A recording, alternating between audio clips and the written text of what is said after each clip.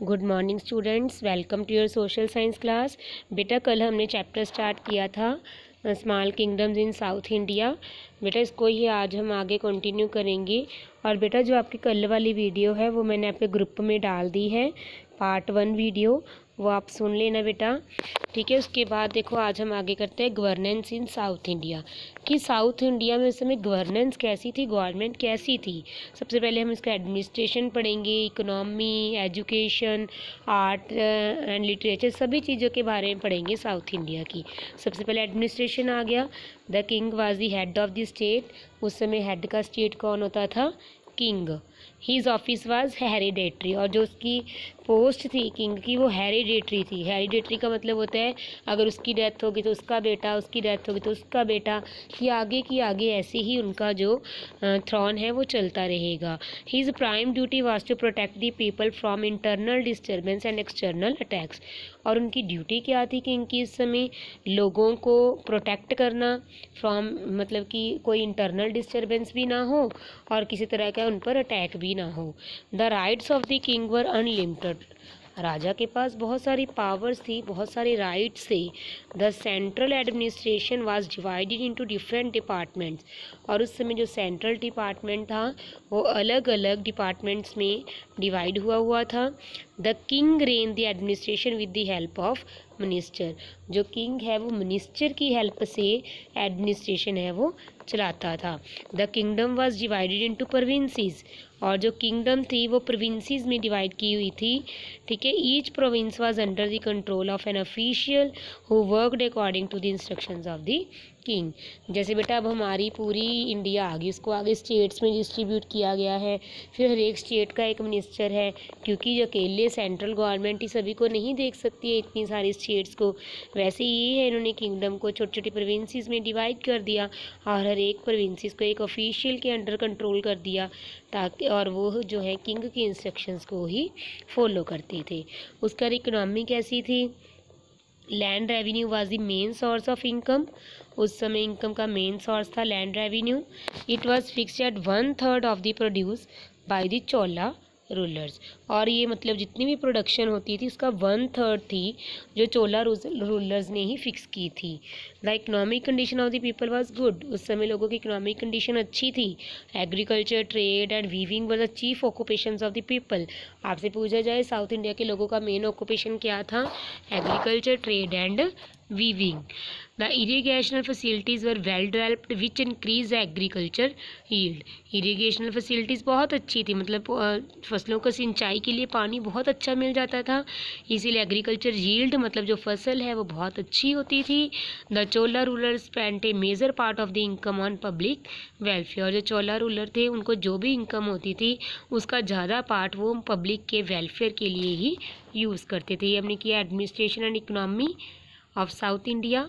आगे हम करेंगे society. The society of South India was also caste ridden like that of North India. जो South India की society थी वो नॉर्थ इंडिया की तरह ही कुछ कास्ट के हिसाब से डिवाइड की गई थी। ब्राह्मण्स, क्षत्रिय, ठीक है। जो ब्राह्मण से वो प्रीस्टली क्लास, मतलब उसमें जैसे पुजारी वगैरह आ गई।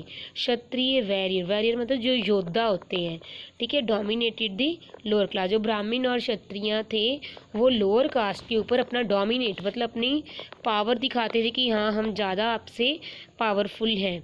The peasants title the land which belong to the rulers और दी टेम्पल्स। जो मतलब पीजेंट हैं वो क्या करते थे? उसी लैंड के ऊपर काम करते थे जो मतलब कि उनके रूलर के साथ या किसी टेम्पल के साथ है वो बिलोंग होती थी। उस पर उन्होंने सिर्फ काम करना है, वो उनकी ज़मीन नहीं होती थी, ठीक है। ये सोसाइटी है उस समय कास्ट के हिसाब से बांटी गई थी। इसके आगे आ गया religion. Religion played an important part in the life of people in South India. South India में मतलब कि जो रिलीजन है वही है कि बहुत ही इंपॉर्टेंट रोल प्ले करता है। Buddhism and Jainism were not popular there. वहाँ पर बुद्धिज़्म और जैनिज़्म इतने ज़्यादा पॉपुलर नहीं थे। Hinduism was the most popular religion. सबसे ज़्यादा पॉपुलर रिलीजन कौन सा था? हिंदुइज़्म। वैदिक सेक्रीफाइसेस वर क्वाइट कॉमन। मतलब जो वैदिक थे वो तो देखो सेक्रीफाइसेस, तब उस समय जो बलि वगैरह देनी होगी ये कॉमन चलती थी। The cult of Lord Vishnu and Lord Shiva also became important during this time. और उस समय जो दो मतलब कि गॉड थे जिनकी ज़्यादा पूजा की जाती थी, वर्शिप की जाती थी, वो है Lord Vishnu and Lord Shiva. Kanchipuram was an important centre of studies of Sanskrit. Kanchipuram था उस समय स्टडी का मेन सेंटर संस्कृत की। And regional languages like Tamil और संस्कृत का मेन सेंटर कौन सा था? Kanchipuram. It was also a centre of pilgrimage for Hindu devotees. इसके अलावा जहाँ पर हिंदू धर्म के जो लोग थे वो घूमने के लिए, तीर्थ यात्रा के लिए भी कांचीपुरम में आते थे, क्योंकि कांचीपुरम का टेम्पल भी देखो आपको पिक्चर में दिखाया गया है। उसके बाद Bhakti saints preach the teachings of the epics of Ramayana and Mahabharata. जो भक्ति सेन हैं वो मतलब रामायण और महाभारत की टीचिंग्स को आगे प्रीच करते थे, मतलब फैलाते थे। The epics were translated into many South Indian languages. जो समय के एपिक थे, एपिक होता है बेटा रिलीजियस बुक्स थी बड़ी बड़ी, उनको भी साउथ इंडियन लैंग्वेजेस में ट्रांसफ़र किया गया। Many great literary books works like Silappatikaram and Manimekalai were written during this period. मतलब जो बड़े बड़े एपिक्स थे उनको भी साउथ इंडिया की लैंग्वेजेस में ट्रांसफ़र कर दिया गया। और उसमें और भी बड़े बड़े जो ये आपको साउथ इंडिया की लैंग्वेज में बुक्स के नेम दिए गए हैं, सिलाप्पादिकारम और मन्नी में कालाई, ठीक है, ये लिखे गए उस समय। उसके बाद बेटा हम पढ़ेंगे आगे एजुकेशन के बारे में। The temples of South India were not only the places of worship. उस समय सिर्फ टेम्पल में सिर्फ पूजा ही नहीं की जाती थी, बल्कि but also important centres of culture, administration and education. बल्कि इस समय टेम्पल में एजुकेशन भी दी जाती थी, एडमिनिस्ट्रेशन के बारे में, कल्चर के बारे में बताया जाता था। Each temple had an attached मठ। मतलब हर एक टेम्पल के साथ एक मठ होता था, विच प्रोवाइडेड फ्री एजुकेशन। उस मठ में फ्री एजुकेशन दी जाती थी। Boarding and lodging to the students. मतलब स्टूडेंट्स आते थे वहाँ पर काफ़ी। Some temples emerge as leading cultural centre. कुछ सेंटर थे जो कल्चरल थे, where fairs, contest and other cultural activities करवाई जाती थी वहाँ पे। तो Sanskrit continued as the language of scholars, Tamil, Kannada and Telugu also progress. उस समय ज़्यादा लैंग्वेज संस्कृत चलती थी, लेकिन इसके अलावा जो तमिल, कन्नड़ एंड तेलुगु भी वो भी प्रोग्रेस में थी। आगे do you know the famous saint and philosopher of this period were Shankaracharya and Ramanuja. ये कर लेना बेटा, साउथ इंडिया के फेमस फिलोसफर कौन है? शंकराचार्य एंड रामानुजा। उसके बाद हम उस समय के आर्ट एंड आर्किटेक्चर वैसे तो पिक्चर में देख के हमें पता चल रहा है उस समय लोगों की आर्ट आर्किटेक्चर कितनी अच्छी थी। The rulers of the southern kingdoms were not only great warriors. उस समय के जो लोग थे ऐसे ही नहीं है कि सिर्फ लड़ाई झगड़े में ही अच्छे थे, but also great patrons of art and architecture. उनको आर्ट एंड आर्किटेक्चर का भी बहुत शौक था। They built a number of important temples. उन्होंने बहुत सारे टेम्पल बनवाए। The large rock cut temple at Mahabalipuram and the Kailashnath were built in the 8th century. आपको पिक्चर में दो टेम्पल दिखाए गए हैं, महाबलीपुरम टेम्पल और कैलाशनाथ। ये भी 8th सेंचुरी में साउथ इंडिया में बनाए गए। The Shiva temple of Tanjore and the bronze statue of Nataraja are fine example of Chola art. जो ये नटराज की पिक्चर देख रहे हो, ये टेम्पल्स देख रहे हो, इससे हमें क्या पता चलता है? उस समय जो चोलास के आर्ट के बारे में, चोला एम्पायर की आर्ट के बारे में पता चलता है कि वो बहुत ज़्यादा अच्छे आर्टिस्ट थे। आगे हम पढ़ेंगे बेटा शंकराचार्य के बारे में। Many years ago when the practice of dharma was on the decline in India. मतलब जब धर्म की जो मतलब लोगों ने इसको ख़त्म करना शुरू कर दिया था, मतलब ये कम, इसकी वैल्यू कम होनी शुरू हो गई थी जब धर्म की।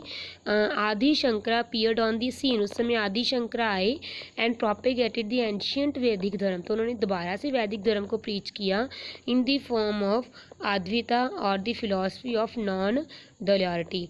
मतलब ये अपनी तरह से लेके आए एक रिलीजन को। एट एन अर्ली एज आदि शंकरा लर्न दी वेद। मतलब बहुत छोटे थे जब आदि शंकरा ने वेद को पढ़ा। He realise the oneness is a sense of all knowledge. उन्होंने ये भी कहा कि जो सभी हैं, चाहे वो कोई भी गॉड है, सभी की बस एक ही नॉलेज है। This is the doctrine of Advaita, the absolute is one alone, कि जो सबसे अच्छा है वो क्या है कि सभी चीज़ें एक हैं, भगवान है वो एक है। Shankaracharya taught the rules of भक्ति, इसके अलावा उन्होंने भक्ति के रूल्स भी पढ़ाए, योगा के, कर्मा, ठीक है, to brighten the intellect and purify the heart, ताकि लोगों के हर्ट को ब्राइट और इंटेक्ट किया जाए। Advaita is awareness of the divine in everything and everywhere. Advaita थी जो मतलब शंकराचार्य लेके आए थे, अद्विता ने लोगों के अंदर अवेयरनेस लेके आए, हर एक जगह पर, हर एक मतलब कि एवरीथिंग एंड एवरीवेयर वो अवेयरनेस लेके आए। शंकरा सजेस्टेड सत्संग, उन्होंने सत्संग भी सजेस्ट किया as a very first step in sadhana, और जैसे इन्होंने सत्संग स्टार्ट किया वो साधना का फर्स्ट स्टेप था। सत्संग means company of vice and good people. उस समय सत्संग को क्या कहा जाता था, मतलब जो वाइस और गुड पीपल हैं वो इकट्ठे होकर बैठे थे, उसको हम कहते थे सत्संग। ही established 4 months in 4 extreme concerns of India to spread the message of Advaita। इसके अलावा शंकराचार्य ने 4 मठ भी बनाए ताकि वो अपने अद्विता के जो मैसेज को है ज़्यादा से ज़्यादा फैला सकें सारी कंट्री में। वो 4 मठ कौन से थे? नॉर्थ ज्योति मठ एट बद्रीनाथ, ठीक है, ज्योति मठ बनाया था बद्रीनाथ में। वेस्ट में बनाया था शारदा पीठ एट द्वारका में। ईस्ट में बना दिया था गोवर्धन मठ एट पुरी में। और साउथ में श्रीनगेरी मठ एट श्रीनगरी में। तो बेटा उन्होंने चारों की चारों डायरेक्शंस में थे वो मठ बना दिए थे ताकि उनके अद्विता के मैसेज को ज़्यादा से ज़्यादा स्प्रेड किया जा सके। Shankaracharya lived only for 32 years, वो 32 ईयर्स तक ही रहे, बट ड्यूरिंग दैट टाइम ही purified and consolidated the various school of worship. लेकिन इतने ही टाइम में उन्होंने बहुत सारे स्कूल, वर्शिप सेंटर जैसे टेम्पल वगैरह बनवाए and brought them under the umbrella of one philosophical principle Advaita. और वो इतने सारे लोगों को एक ही मतलब कि फिलॉसफी के नीचे लेके आने में सक्सेस हुए जो कि इनकी थी अद्विता। ठीक है बेटा, आपका चैप्टर कंप्लीट हो गया है। और जो कीवर्ड देख लो बेटा, सबसे पहले एडिक्ट। एडिक्ट क्या होता है? किसी को कमांड देना, ठीक है, या ऑर्डर देना। उसके बाद मठ। मठ एक प्लेस का नाम है जो usually attach to a temple, जो कि टेम्पल के साथ अटैच होता है, बस यहीं तक करना है। तीसरा आ गया पैट्रॉन। पैट्रॉन क्या आता है? समवन हु प्रोटेक्ट्स और स्पोर्ट्स एन आर्टिस्ट। पैट्रॉन उसको कहते हैं जो किसी आर्टिस्ट को प्रोटेक्ट करता है, उनकी सपोर्ट करता है किसी आर्ट के फॉर्म में। ओके बेटा, आपका चैप्टर कंप्लीट हो गया है। मैंने 2 ही लेक्चर में आपका चैप्टर कंप्लीट किया है बेटा, ताकि आपको मैं फटाफट पार्ट डी, पार्ट ई और इसका बुक वर्क है वो सेंड कर सकूं और आपका सिलेबस है वो कंप्लीट हो सके। ठीक है बेटा, आप भी अच्छे से एग्ज़ाम की प्रिपरेशन है वो स्टार्ट कर दो बेटा। ओके बेटा, हैव ए नाइस